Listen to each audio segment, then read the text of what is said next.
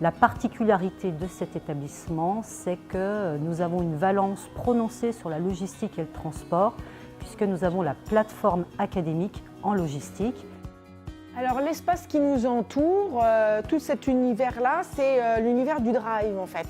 Alors le drive, c'est un endroit en fait où on va préparer de la marchandise.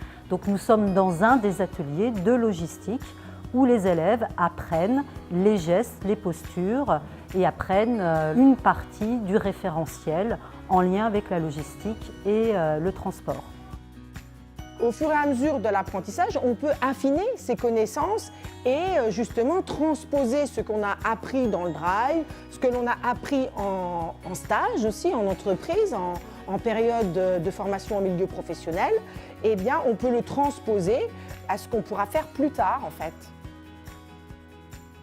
Ce qu'on a fait ce matin, on l'apprend, et ce qu'on fait cet après-midi sur Mindview, c'est on étale ce qu'on a appris ce matin donc, pour retenir. Et puis si on vient avoir des questions ou quelque chose dans le genre, au moins on pourra retranscrire ce qu'on a fait ce matin. On fait une carte mentale, en fait on développe la réception en fait. C'est-à-dire par étapes, accueillir le conducteur, réceptionner la marchandise. Alors pourquoi on a fait une carte mentale là alors que ce matin on a fait une commande? C'est parce qu'on cherche à récapituler en fait la démarche effectuée ce matin, ainsi d'établir un peu comme une sorte de leçon qui nous servira au bac. La carte mentale en fait elle permet de schématiser les gestes qu'on doit effectuer. Par exemple le sujet on peut marquer la logistique et après faire des sous-titres en mettant les gestes qu'il faut faire ou ne pas faire et les documents qui accompagnent la marchandise. Donc ça nous permet de faire des résumés de cours et c'est plus simple pour nous en tant qu'élèves.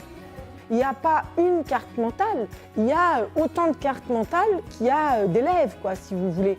Hein, la carte mentale, c'est vraiment quelque chose que l'on s'approprie, qui est personnel et qui nous aide à apprendre en fait.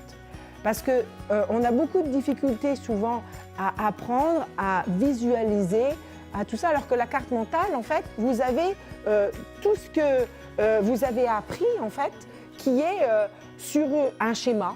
Je pense que c'est vraiment très pratique, même des fois peut-être plus pratique que les leçons de type basique, on va dire. On peut aussi s'en servir pour d'autres métiers, même pour expliquer quelque chose à quelqu'un, finalement. C'est plus simple parce que nous, en tant qu'élèves, les gros paragraphes de cours, c'est pas ça, quoi. Donc dès qu'on a quelque chose de visuel, on enregistre plus facilement. C'est vraiment simplifié, clair, facile d'utilisation en plus, donc c'est un outil à garder vraiment.